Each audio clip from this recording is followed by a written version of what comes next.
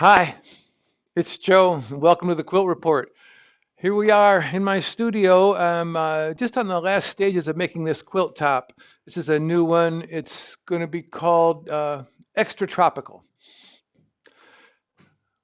Why is it called that? Well, people always want to know if you're a creative person, they want to know where, and you make things, where do you get your ideas? Well, I thought I'd talk about that today. Uh, Extra tropical. I got the idea for this from a weather report. I heard that word involved in some of the weather that we were going to be getting, and I thought, well, how about that? That's a good word. That's a good idea. Oh, I see. So I decided to make a quilt about it. So that's what this is. This is a quilt from a weather report. Um, but I get my ideas everywhere. I was recently on I was the featured artist, I think, at the San Francisco Quilt Guild uh, biannual show. And I told my story a lot and talked to a lot of people, met a lot of people. And one young quilter talked to me about how I got my start in this world. And I explained that I had copied a lot of old quilts. And they said, "Do you have any recommendations?" So I thought of quilts I would recommend. And oh, this one, whoo, this is in a early, or actually a late, I guess, 1989 quilt engagement calendar. These old quilt engagement calendars, you can still find them now and again. They were big in the 70s and 80s and into the 90s. They are just 50 or so beautiful color plates of gorgeous quilts. You could pick one and copy it. You could just open it up at random and copy, but here's one of my favorites in a quilt engagement calendar. Made in Kentucky, unknown maker, one of the most astounding, astonishing quilts of all time. Look at even those green sashing bars are made up of infinite number of small pieces. Everything is pieced, pieced, pieced, pieced.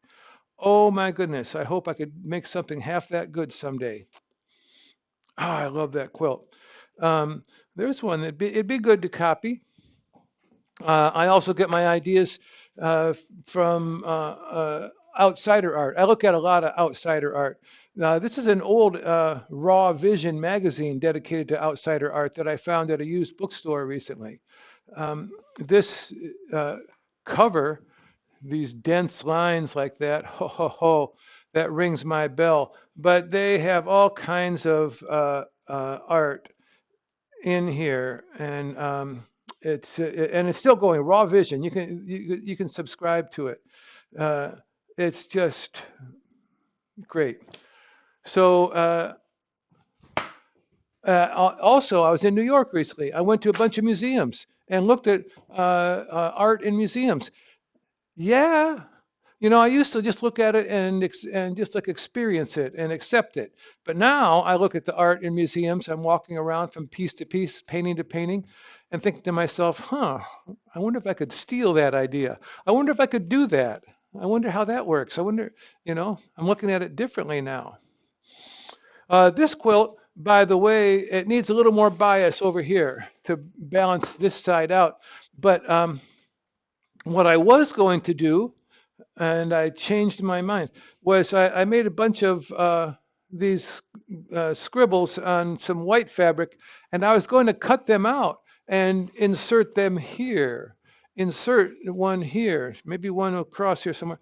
And then at the last minute, I decided it would be more organic and look better to just lay it right directly on there. And I'm not sure it was the right decision, but when you're making things, you have to make decisions as you go along. And if you work like I do, and you have to change course in the middle of the process. You make your bets and you hope that you bet on the winning horse.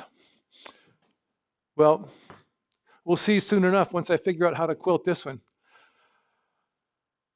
Thanks for stopping by. Talk to you soon.